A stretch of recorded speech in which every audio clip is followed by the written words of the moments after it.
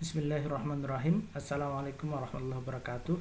Alhamdulillah, pada hari ini kita akan memulai belajar kita.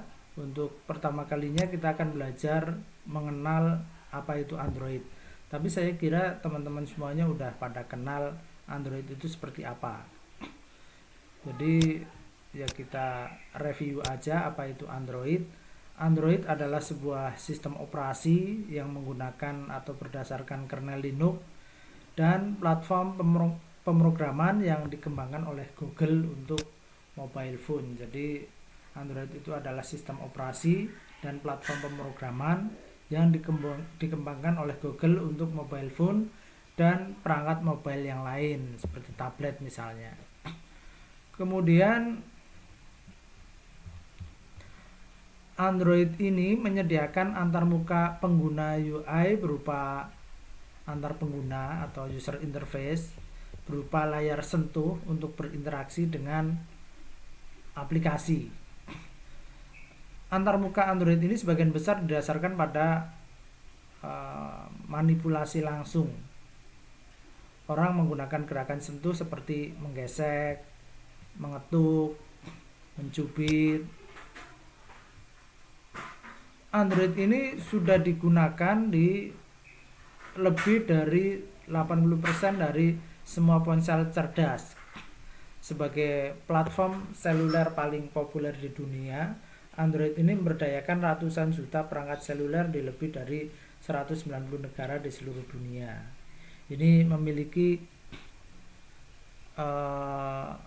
basis yang terpasang terbesar dari semua platform seluler dan masih berkembang pesat. Setiap hari informasinya ada 1 juta pengguna lainnya menyalakan perangkat yang diberdayakan Android untuk pertama kalinya dan mulai mencari aplikasi, game dan konten digital lainnya. Android ini memberdayakan perangkat seperti jam tangan, ada smartwatch, kemudian ada juga smart TV, ada juga untuk mobil. Lebih dari 2 juta aplikasi Android ada di toko Google Play. Jadi Android juga menyediakan, selain menyediakan operasinya yang dimana di dalam, maksudnya sistem operasinya, dimana di dalam sistem operasi itu bisa dijalankan banyak aplikasi. Kemudian Android juga menyertakan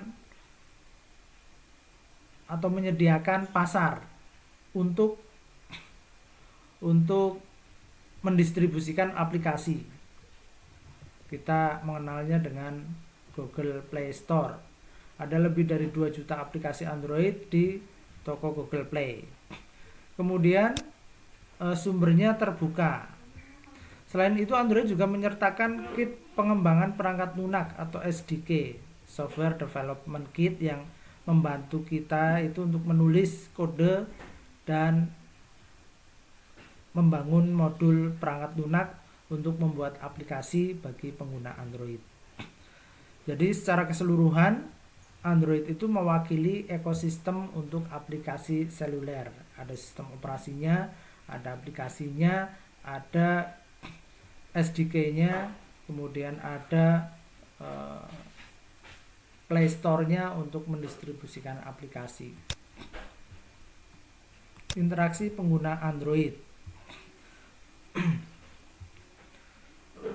Untuk berinteraksi dengan Android, orang itu menggunakan gerakan seperti menggesekkan, gerakan sentuh seperti menggesekkan tab atau mengetuk, dan juga mencubit untuk memanipulasi objek di layar.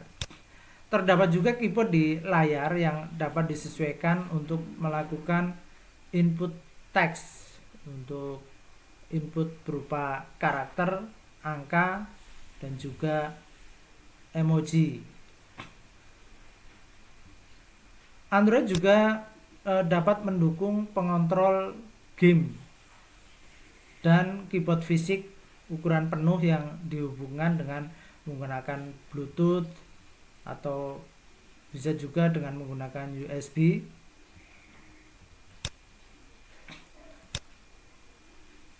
Android juga terdapat sensor, jadi dapat mengetahui tindakan dan tanggapan pengguna. Konten itu bisa berputar sesuai kebutuhan. Ketika perangkat itu diputar, maka beberapa aplikasi itu bisa menyesuaikan, misalkan merubah orientasi dari portrait menjadi landscape. Kemudian bisa menyesuaikan posisi di peta. Jadi beberapa aplikasi itu terdapat fasilitas untuk menyesuaikan posisinya di peta. Ketika kita mengendarai kendaraan, posisi kita bisa terlihat seperti Google Map ataupun seperti Gojek. Kita bisa mengetahui posisi dari driver maupun posisi kita sendiri. Kemudian mengarahkan mobil virtual atau mengontrol mainan fisik. Ada juga beberapa ketika kita bergerak terlalu cepat, maka game akan menonaktifkan interaksi, aplikasi menonaktifkan interaksi dengan game. Nah, ini adalah contoh layar depan dari Android. Layar beranda Android ini dapat berisi beberapa panel icon aplikasi yang meluncurkan aplikasi terkait. Panel layar beranda ini juga dapat berisi widget aplikasi yang menampilkan konten yang langsung diperbarui secara otomatis seperti cuaca, kotak masuk email pengguna, atau penanda berita. Android juga dapat memutar konten multimedia seperti musik, animasi, dan video. Ini menunjukkan aplikasi di layar beranda.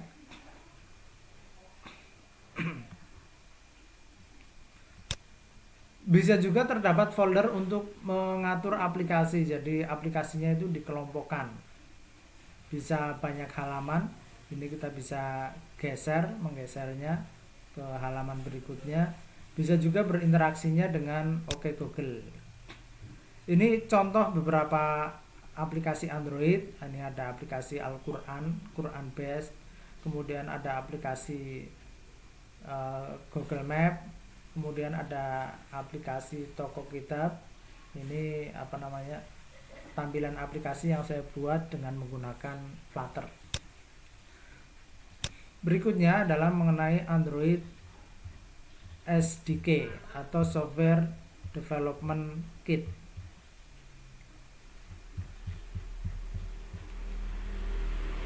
SDK ini, Software Development Kit, ini adalah sebuah tool untuk melakukan pengembangan. Jadi di dalamnya itu ada debuggernya, ada untuk memonitoring, ada juga editornya. Kemudian kita juga bisa menambahkan pada SDK ini juga terdapat pustaka atau library, misalkan library untuk mengakses map atau menggunakan wearable. Kemudian di SDK ini juga terdapat emulator virtual device untuk menjalankan aplikasi yang kita buat secara virtual. Tapi selain secara virtual, kita bisa juga menggunakan perangkat kita secara fisik, perangkat fisik secara langsung. Kemudian di dalam SDK juga terdapat dokumentasi dan ada juga sampel kode. Android Studio ini adalah salah satu IDE atau Integrated Development Environment yang merupakan official Android IDE. Dengan Android Studio ini kita bisa mengembangkan, bisa menjalankan, bisa melakukan debugging, bisa melakukan pengujian, dan bisa memaket aplikasi kita menjadi APK yang untuk kemudian didistribusikan melalui Google Play Store.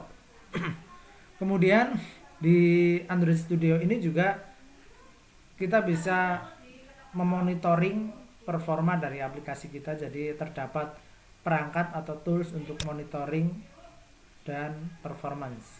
Kemudian ada juga virtual device, kita bisa buat Android virtual device, bisa melihat tampilan dari project yang kita buat, ada visual layout editornya juga.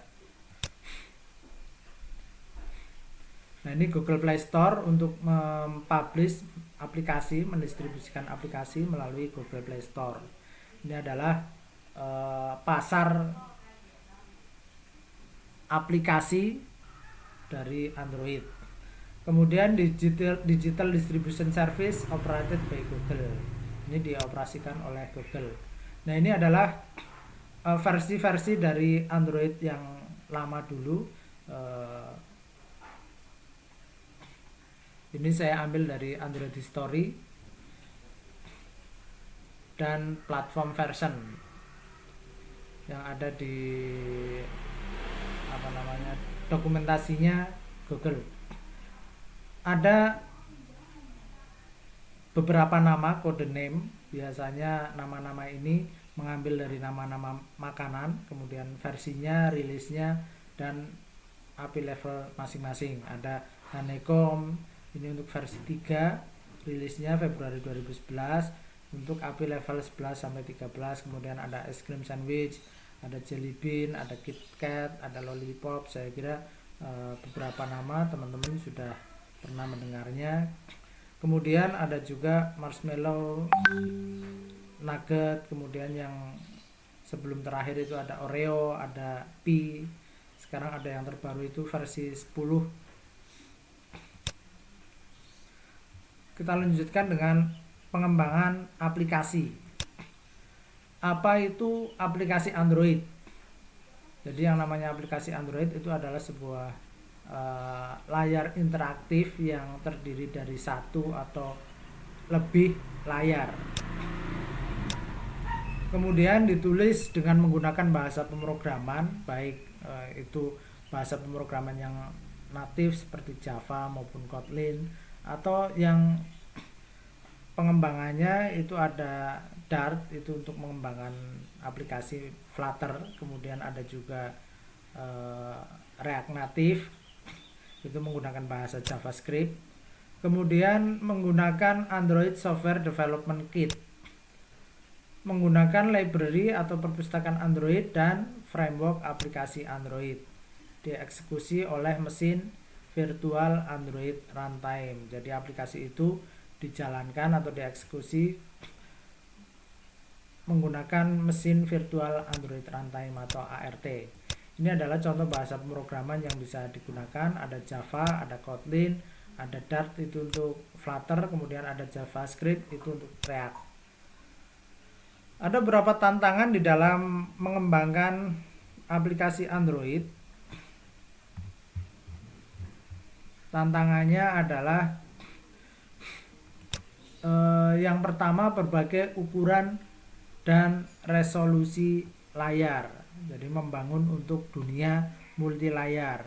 Android beroperasi dengan miliaran perangkat genggam di seluruh dunia dan mendukung berbagai faktor bentuk, termasuk perangkat yang dapat dipakai dan bisa juga mendukung televisi maupun perangkat yang lain.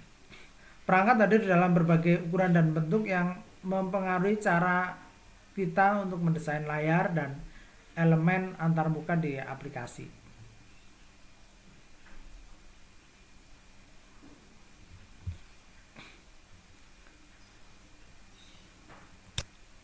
Kemudian keamanan.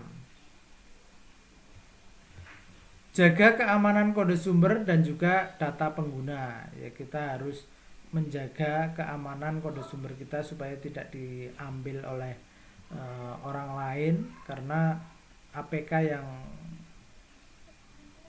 dihasilkan itu bisa juga di reverse engineering. Jadi ada software atau tool yang bisa mengembalikan ke dalam bentuk kode aslinya. Misalkan kita bisa melakukan enkripsi atau menambahkan beberapa cara sehingga kode kita itu sulit untuk dibaca ketika dilakukan reverse engineering. Dan kita juga harus menjaga data pengguna. Jadi karena walaupun menggunakan Android itu data yang ditransmisikan itu kalau misalkan tidak dienkripsi atau tidak melalui jalur yang aman, seperti misalkan tidak menggunakan HTTPS ketika komunikasi dengan web service, maka bisa dibaca menggunakan hacking tool. Kemudian kompatibilitas, kita harus membuat aplikasi yang berjalan dengan baik pada versi platform yang lebih lama. Jadi walaupun sekarang mungkin udah ada pada versi 10 atau mungkin versi 9 untuk kode NMP, tapi kita juga seharusnya bisa aplikasi yang kita buat seharusnya bisa berjalan dengan baik pada versi platform yang lebih lama. Untuk mengamankan aplikasi kita bisa menggunakan alat seperti ProGuard yang disediakan di Android Studio.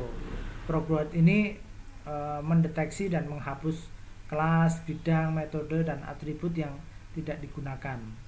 Kemudian bisa enkripsi semua kode dan sumber daya aplikasi saat mengemas aplikasi. Nah, kemudian untuk melindungi informasi penting pengguna seperti login dan kata sandi, kita bisa mengamankan saluran komunikasi untuk melindungi data saat transit di internet serta data yang tidak aktif di perangkat.